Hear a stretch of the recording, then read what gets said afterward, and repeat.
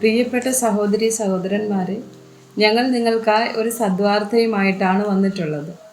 2025 ജനുവരി 1 മുതൽ 365 തലക്കെട്ടുകൾ ഉൾപ്പെടുത്തിക്കൊണ്ടുള്ള വർഷം മുഴുവൻ പ്രാർത്ഥിച്ച് ധ്യാനിക്കാനുള്ള വചനങ്ങൾ ഞങ്ങൾ പങ്കുവയ്ക്കുന്നു.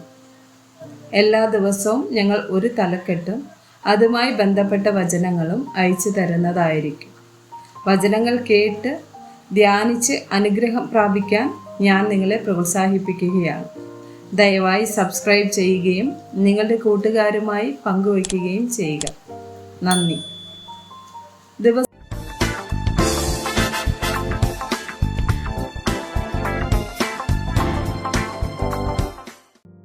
ദിവസം 69. സംതൃപ്തി. 1 തിമോത്തിയോസ് 6 മുതൽ 10 വരെയുള്ള വചനങ്ങൾ. എന്നാൽ സംതൃപ്തിയോടുകൂടിയ ദൈവഭക്തി വലുതായ ആദായമാകുന്നതാണ്. ഇഹലോകത്തിലേക്ക് നാം ഒന്നും കൊണ്ടുവന്നിട്ടില്ല. ഇവിടെ നിന്ന് യാതൊന്നും കൊണ്ടുപോകുവാൻ കഴിയുന്നതുമല്ല. ഉണ്മാനും ഉടുപ്പാനും ഉണ്ടെങ്കിൽ മതി എന്ന് നാം വിചാരിക്കാം. ധനികന്മാരാകുവാൻ ആഗ്രഹിക്കുന്നവർ പരീക്ഷയിലും കെണിയിലും കുടുങ്ങുകയും മനുഷ്യർ സംഹാരനാശങ്ങളിൽ മുങ്ങിപ്പോകുവാൻ ഇടവരുന്ന മൗഢ്യവും ദോഷകരവുമായ പല മോഹങ്ങൾക്കും ഇരയായി തീരുകയും ചെയ്യുന്നു. ദ്രവ്യാഗ്രഹം സകലവിധ ദോഷത്തിനും മൂലമല്ലോ.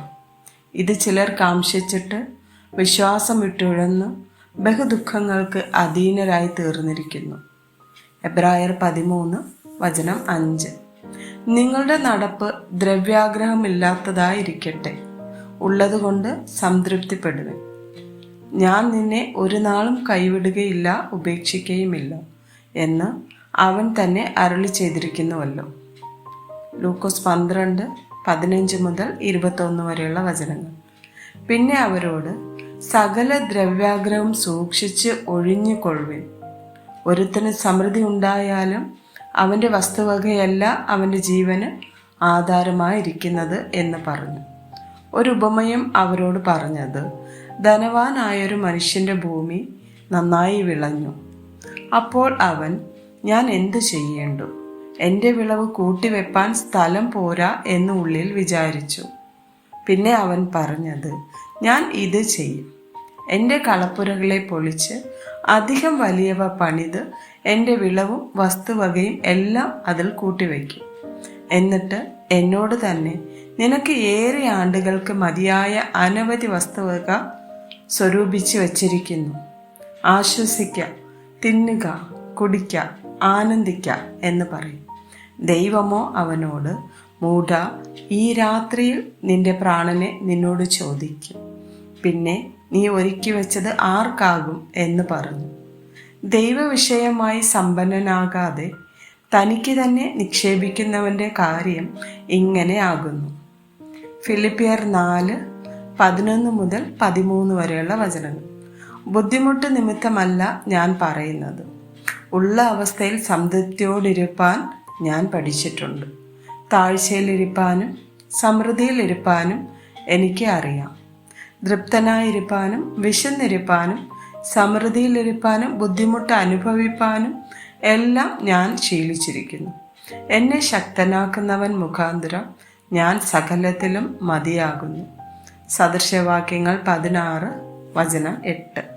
ന്യായരഹിതമായ വലിയ വരവിനേക്കാൾ നീതിയോടെയുള്ള അല്പം നല്ലത്. സദൃശവാക്യങ്ങൾ 17 വചനം 1. കലഹത്തോടുകൂടിയ ഒരു വീട് നിറയെ യാഗഭോജനത്തിലും സ്വസ്ഥതയോടുകൂടി ഒരു കഷ്ണം ഉണങ്ങിയപ്പം ഏറ്റവും നല്ലത്. സദൃശവാക്യങ്ങൾ 22 വചനം 1. അനവധി സമ്പത്തിലും സൽകീർത്തിയും വെള്ളിയിലും പൊന്നിലും കൃപയും നല്ലത്. സദൃശവാക്യങ്ങൾ 23 4, 5 വചനങ്ങൾ. ധനവാനാകേണ്ടതിന് പണിപ്പെടരുത്, അതിനായുള്ള ബുദ്ധി വിട്ടുകളയുക. നിന്റെ ദൃഷ്ടി ധനത്തിന്മേൽ പതിക്കുന്നത് എന്തിന്?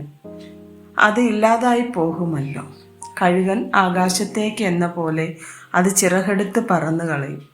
സദൃശവാക്യങ്ങൾ 30 8, 9 വചനം. വ്യാജവും ഭോഷക്കും എന്നോട് അകറ്റണമേ. ദാരിദ്ര്യവും സമ്പത്തും എനിക്ക് തരാതെ നിത്യവൃത്തി തന്ന് എന്നെ പോഷിപ്പിക്കണമേ. ഞാൻ തൃപ്തനായി തീർന്നിട്ട് യഹോവ ആര് എന്ന് നിന്നെ നിഷേധിപ്പാനും ദരിദ്രനായി തീർന്നിട്ട് മോഷ്ടിച്ച് എൻ്റെ ദൈവത്തിൻ്റെ നാമത്തെ തീണ്ടിപ്പാനും സംഗതി വരരുതേ. ആമേൻ.